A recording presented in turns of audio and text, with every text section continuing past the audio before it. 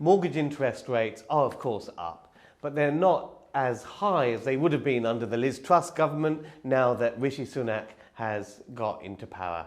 We're going to discuss the immediate outlook for BuyTo Let investors as they look to refinance their BuyTo Let mortgages. But before getting into that, let me tell you about the Baker Street Property Meet. It's the #1 property investors networking meeting in the UK where 300 property investors meet on the last Wednesday of each month in central London. Now we cover each month a different theme, but it's all very, very current, very, very edgy on the challenges that property investors and developers are facing right now. To attend and join 300 property investors each month, visit our website bakerstreetpropertymeet.com for tickets and information about our next event. To discuss mortgage interest rates, I'm joined as usual by Andrew Roberts. Hi Andrew. Hi Ranjan. Great topic, interest rates. I mean, the Rishi effect really is taking hold. And I was interested to sort of see, he's been in power just a couple of days. And already we've got 3 lenders, Santander, Coventry Building Society, Accord Mortgages, dropping their 5-year fixes. Yes. Dropping their 5-year fixes. And the reason they're dropping their 5-year fixes and all of that, and their interest rates, is because of the swap rates, the money markets, and these all relate to the government borrowing rates and all of that sort of stuff. So what it's showing is that really, what it boils down to is that there is confidence in the markets that the grown-ups are back in government. You know, the kids have had a little play, they've bust the toy, but the grown-ups are back, and there seems to be some sensibility in this whole thing. A lot of people ask me, okay, what is this? Why are we so focused on the money markets? Why does government policy, why does the government have to just pussyfoot around these money markets and pander to their movements? Well, the reason is quite simply, Britain is living beyond its means. And when you are living beyond your means, you're borrowing the gap, the gap which you're not earning. And when you borrow, then your lender calls the shots. If we're running a budget surplus, and then of course we call the shots and the government can do what they want.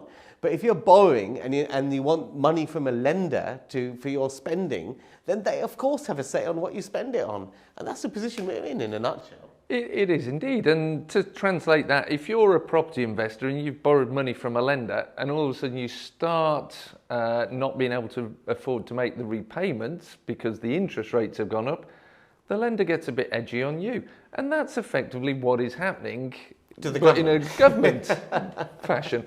So the money markets are really important. They're really important to what we do because what they're doing is dictating the terms that we borrow our funds on and what the lenders can basically lend to you at. So what we are seeing basically, now that the grown-ups are in, the lending rates spiked. And many lenders actually withdrew products altogether because they're very scared of what Liz and Kwasi were actually talking about, because they didn't know what they were talking about, quite frankly, and they didn't have a clear plan for how they were going to pay back the lenders. So that's why the lenders said, hey up, it's not as though we're not going to lend to you, we want a massive premium for the risk that's going to be attached to lending to you guys. Now, as usual, reputation takes years to build and can be lost in just seconds. And that's what's happened here. So UK reputation has been lost. It's slowly being built back with the new team, the grown-ups in Downing Street right now. So what we are seeing, what the experts are basically saying is that interest rates spiked up quite a bit, and now they're 0.5% down on what they would have been under Liz, but it's still up over what was in place at the beginning of the year, and that's because of global effects. Well, I think partly it's because of global effects, and partly the markets are effectively making a bit of extra profit on us because we've made a mistake, and they're going, naughty boys, you shouldn't have been so stupid and let the fools into the asylum, because we don't trust you now. And it's a bit like a Ming vase. You drop a Ming vase, it breaks. You might have super glue and you can put it back together, but it'll never quite be the same. And the market's now going, oh, I'm really not sure if I can trust you or not trust you. I know you've been in power as Chancellor, Rishi, but actually what we want to do is just check that your policies that come out are good. And it will come down, but it's going to take a little bit of time to sort of escalate out. Yes. So tell us what you think about mortgage interest rates and all of that in the comments below. Also smash that like button. So if you are coming out of a fixed rate product right now, I would say, I mean, I'm not a financial advisor, but I would kind of hold off remortgaging for a month or two, because I think once the government announces their budget and there's some faith in the fiscal policy of the government, then we will see rates actually come down a little bit. I would 100% agree with you, and I think it's not just about the markets, the financial markets agreeing. What we have to look at is the lenders take their funding in tranches. So in order to offer you a fixed rate discounted loan, they have to borrow the money from somewhere. And often some of that is coming from foreign entities which are putting money in. BlackRock is an example from the US. Now, in order for it to be economic for them to put that money into the UK, what they need to do is see confidence. A budget will deliver that.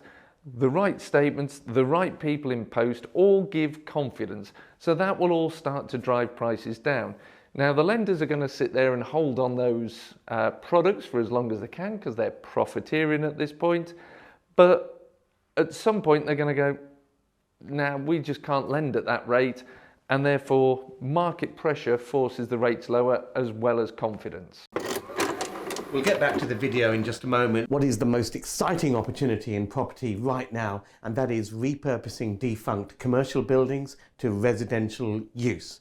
Now, most people don't really know where to start, what to look for, and how to exploit these opportunities. And that's why I've prepared 90 minutes of free training for you to get you started on this wonderful journey. You can register for this free training at property-workshop.com. Join me on that free training, and I'll leave you to enjoy the rest of the video. So BuyTo Let mortgage rates, let's say 5-year fixes, they're settling at about 6.5%, 7%, but we should see half a point come off that once the Rushi Sunak budget is all in place and that kind of stuff. But that's still a lot higher than what was available at the beginning of the year. Beginning of the year, you could get 5-year fixes at 3.5%. So this presumably means that a lot of BuyTo Lets are not viable anymore.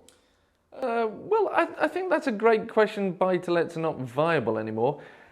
They should be viable because when you borrow money from a bank, they run a stress test. Now, what they were doing previously was stress testing at 125% of rent at the stress test rate, which on a 5-year fix was the actual interest rate, or 5.25% if my memory is serving me correctly, because rates have moved that dynamically over the last 4 weeks. And that would tell you how much rent coverage you had got, therefore how much they could afford to lend you. Now, if you're going at 5.25 and rates in the market are now 6.5, you're 1.25% above. So you should be able to service that, because you shouldn't be running your business that squeaky tight that there isn't any margin or headroom. I mean, I have seen... But when you say that, I mean, if you borrowed in a limited company at the beginning of the year, you'd be borrowing at 3.5%, stress test at 3.5%. And now, if you're looking for the same 75% loan to value, and let's say the values have fallen a little bit, then they're stress testing at 6.5%, 7%. So you won't be able to borrow the same amount. You won't be able to borrow the same... You won't be able to refinance your existing debt. If you're coming off a facility at that was 3.5%, then yes, you will be going on to a higher rated facility. But what I would also say is if you took that out on a 5-year fix at 3.5%, over that 5 years, provided you as a landlord have been increasing by inflation your rents, you will find that you're probably still able to borrow the same amount of money to refinance. You won't be able to extract extra, but you'll be able to refinance off at the same amount of money because the inflation on your rents has basically kept you in that affordability bracket. Now that is the interesting point. How long will that last? Because yes, rents have spiraled, By the way, how much have they spiraled? Because they'd fallen quite a bit during COVID. So there's an argument to say that rents have just regained the lost ground during COVID and added a little bit more. So when you see, they've gone up by X percent, once you strip out the fact that they'd fallen during COVID, then it's not really that much growth. But how much more growth is there left? Because there's massive demands on everyone's wallets right now, and people can't afford any more rent. But interest rates are likely to edge up a little bit as well. Well, interest rates are going to edge up. I mean, we're in a recessionary situation here where taxes are going to go up and interest rates are going to go up. And I also predict loan to values are going to be brought down to make it harder to borrow as much money in order to contain the money in supply within the economy. But in terms of the affordability, you've got the pressures of rents going up or mortgages going up if you're not on a fixed rate. You've got the energy crisis, you've got your food, you've got your fuel. Everything is going up. So the budget's gone up 60%. Yeah. I had you down as a rice man, Ranjan. The cost of all of these goods have gone up. Now, it's going to be a choice between heat, and roof over your head very shortly, the way the economic situation is going. And I forecast a great number of repossessions because the choices people are having really are tough choices. And with a recession, companies are going to lay off employees. If your job is laid off and your prices have been spiraling, benefits have not kept up with that.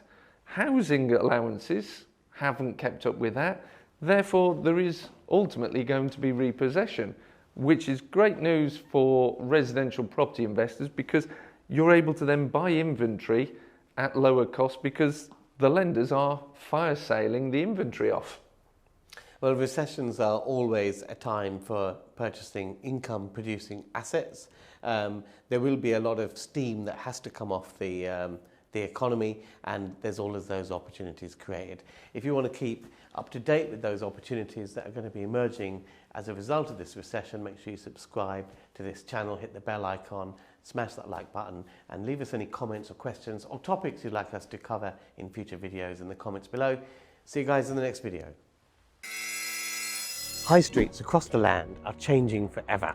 Basically, there's an oversupply of retail premises. Shops are closing down, more are going to close down in the future. The government know this, and that's why they're introducing a light touch planning system which allows small developers to easily repurpose these buildings to residential use under a light touch planning regime called permitted development. Now, this is going to be the biggest revolution and the biggest change and the biggest opportunity for property investors that I've ever seen. And this is all coming into effect on 1st of August. So you need to know what's happening and what properties to look for to take advantage of these opportunities so that you can get in there and take that first mover advantage. I've got a 90-minute free masterclass to get you ready for August the 1st.